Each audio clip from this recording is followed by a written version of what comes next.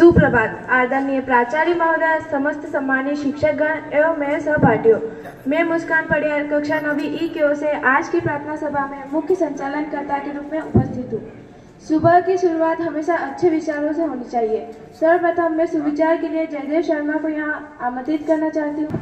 सुप्रभात, मैं जयदेव शर्मा कक्षा 9th ई की ओर से आज आप सभी के समक्ष सुविचार लेकर उपस्थित हूँ, जो कि कुछ इस प्रकार है। भाग्य और झूठ के साथ जितनी ज्यादा उम्मीद करोगे वो उतना ही ज्यादा निराश करेगा, और कर्म और सच पर जितना जोर दोगे वो उम्मीद से सदैव ही ज्यादा देगा। धन्यवाद। आप सभी का दिन मंगलमय हो। अच्छा समय कभी नहीं आता, बल्कि समय को ही अच्छा बनाना पड़ता है। अब अगली कड़ी में मैं पंचांग के लिए प्रियांशी को यहाँ आमंत्रित करती हूँ कि वे यहाँ आए और आज का पंचांग प्रस्तुत करें। सुप्रभात, मैं प्रियांशी क्लास 9th ई की ओर से आज आप सभी के समक्ष आज का पंचांग लेकर उपस्थित हूँ, जो कि कुछ इस प्रकार है। पंचांग हमारे जीवन में सकारात्मक ऊर्जा और प्रेरणा प्रदान करता है। दिनांक 22 जनवरी 2025, वार बुधवार, माह माघ, पक्ष कृष्ण पक्ष, तिथि अष्टमी, विक्रम संवत 2081, शक संवत 1946। धन्यवाद। अब मैं नैतिक शिक्षा के लिए युवराज जी को यहाँ आमंत्रित करती हूँ कि वे यहाँ आए और आज की नैतिक शिक्षा हम सभी के समक्ष प्रस्तुत करें। जय श्री राम मित्रों, मैं युवराज सिंह कक्षा 9th ई की ओर से आज की नैतिक शिक्षा लेकर उपस्थित हूँ, जो कि कुछ इस प्रकार है।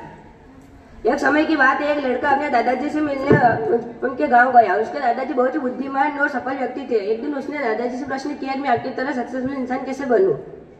तो उसके दादाजी पौधे की दुकान पर ले गए और 2 पौधे खरीद कर लाए। उन्होंने एक पौधे घर के अंदर तथा एक पौधे को बाहर तेज धूप में लगाया। वो लड़के से पूछा कि कौन सा पौधा भविष्य में सफल वृक्ष बनेगा। लड़के ने कुछ देर सोचा और जवाब दिया कि अंदर लगा पौधा, क्योंकि वह बीमारियों से सुरक्षित है। तो दादाजी ने कहा कि ये तो भविष्य में पता चलेगा, जब तुम वापस आओगे मैं तुम्हें तुम्हारे सवाल का जवाब भी दे दूंगा। तो जब ठीक उसके बाद लड़का गाँव छोड़कर शहर चला गया और अपनी पढ़ाई में व्यस्त हो गया। जब ठीक 2 साल बाद वह लड़का वापस आया तो उसने दादाजी से प्रश्न किया कि आपने मेरे सवाल का जवाब नहीं दिया, आज आपको जवाब देना होगा।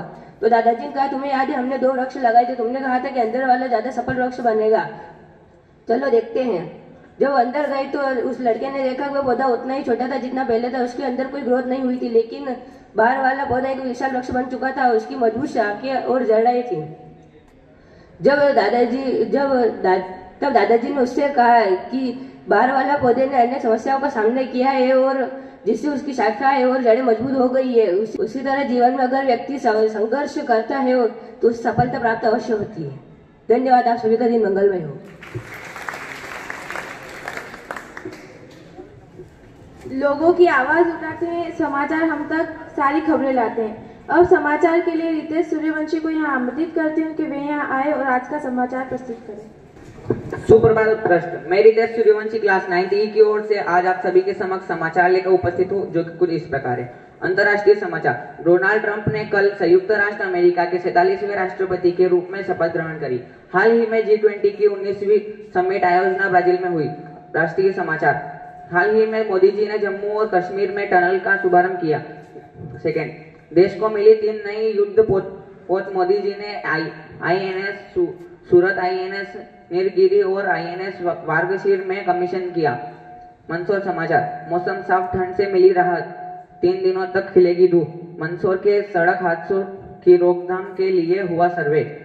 खेल समाचार। रुबीना फ्रांसिस और कपिल परमार को अर्जुन अवार्ड से सम्मानित किया गया। खेल रत्न पुरस्कार से हाल ही में 4 खिलाड़ियों को सम्मानित किया गया। Manu Bhaker, Mukesh D, Praveen Kumar, captain Harpreet Singh. विश्व कप भारतीय महिला टीम ने शानदार प्रदर्शन कर लगातार दूसरी जीत दर्ज करी, मलेशिया को हराया। स्थानीय समाचार। उत्कृष्ट विद्यालय में रही अंतर्दृष्टि की तैयारी। उत्कृष्ट विद्यालय के छात्र पेपर लीक और छात्र विद्यार्थी, यह गंभीर मामला होनी चाहिए सख्त कार्रवाई। धन्यवाद। आप सभी का दिन मंगलमय हो। अब अंतिम कड़ी में मैं अपने सहपाठी सभा और फरीन को यहाँ सामान्य ज्ञान के प्रश्नोत्तरी के लिए आमंत्रित करती हूँ। मैं यहाँ आए आज की सामान्य ज्ञान की प्रश्नोत्तरी प्रस्तुत करें। मैं सभा, मैं फरीन शाह आज आपके सामने सामान्य ज्ञान के प्रश्नोत्तरी लेकर उपस्थित हुए। मध्य प्रदेश की सबसे लंबी नदी कौन सी है? नर्मदा। Right answer. मध्य प्रदेश का उच्च न्यायालय कहाँ स्थित है? Right answer. मध्य प्रदेश का राज्य खेल कौन सा है? Right answer Mallakhamb. मध्य प्रदेश की प्रमुख जनजाति कौन सी है? चरे गौंड। मध्य प्रदेश की सबसे ऊंची चोटी कौन सी है? धूपगढ़। कौन सी नदी मध्य प्रदेश की दक्षिणी सीमा बनाती है? ताप्ती। मध्य प्रदेश का कौन सा शहर मंदिरों के शहर के नाम से जाना जाता है? विदिशा। धन्यवाद, आप सबका दिन मंगलमय हो। अब हमारी कक्षा 9वीं ई की छात्रा चेतना चटिया को अपने जन्मदिन की हार्दिक शुभकामनाएं। वे यहाँ आए और जोशी सर से आशीर्वाद प्राप्त करें।